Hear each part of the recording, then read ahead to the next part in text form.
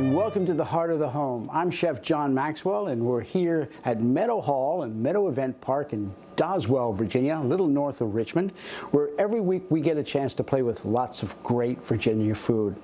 Today we're going to be making a classic Italian in honor of my Italian grandmother. I've got a pot on here with some butter and oil, a little bit of butter, a little bit of olive oil. I'm getting hot. I've got some stock here that's already hot. I heated this, so you have to add the hot stock to this rice. And now I'm going to add the rice to that. All right.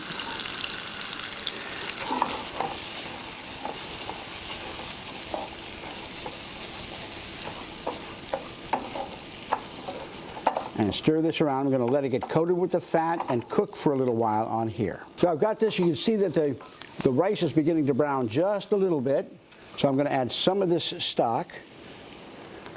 All right.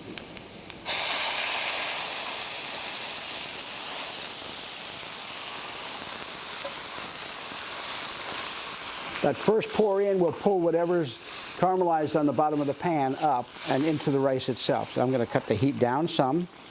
And the key with risotto is you need to keep stirring it. All right? I mean, you don't have to like stir it constantly, but you've got to pay attention and stir it.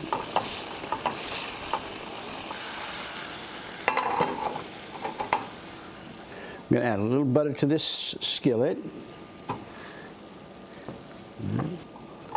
I'm going to melt that butter. Okay, I'm going to add some onions and let those cook.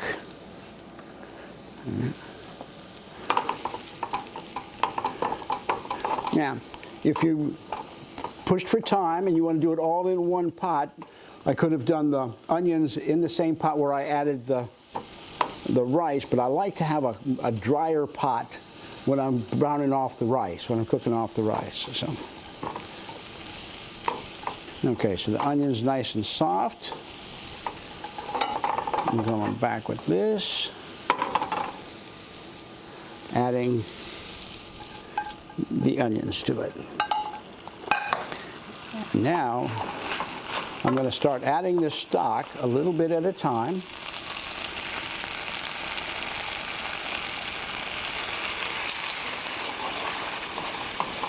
And what I'm going to do with this wooden spoon is kind of push these grains of rice around so that some of the starch can come out. It's going to form the liquid, or almost like the glue that holds the risotto together. All right? And make it nice and creamy. So now I'm going to add some shallots. All right. And I'm going to add some basil chopped up. And I'm going to take a little bit of saffron, dissolve it in a little bit of white wine, mash that around, let it get some color.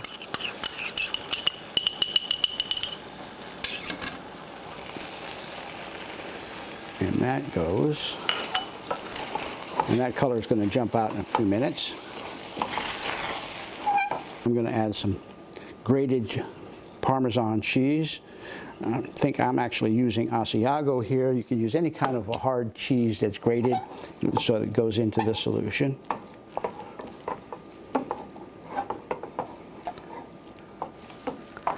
Okay, now I'm going to add some spinach.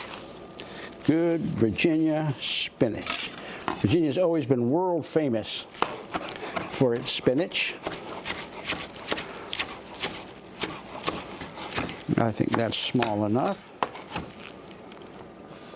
We'll add that in there.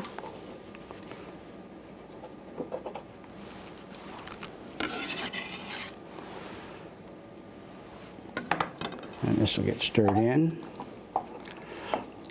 And I don't want this to cook too much. I've got the heat turned either down or off. Mine's down, mine's off, but the pot and the burner itself are staying hot. In your stove, you can do what you need to do. We don't want to have a cold surface to set the pot on, but it doesn't have to have live fire.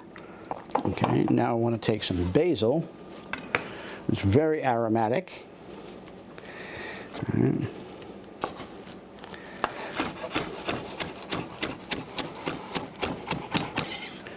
Don't want it too small, but can you smell that? Yeah, you can smell it. Delightful. Basil is one of my favorite herbs.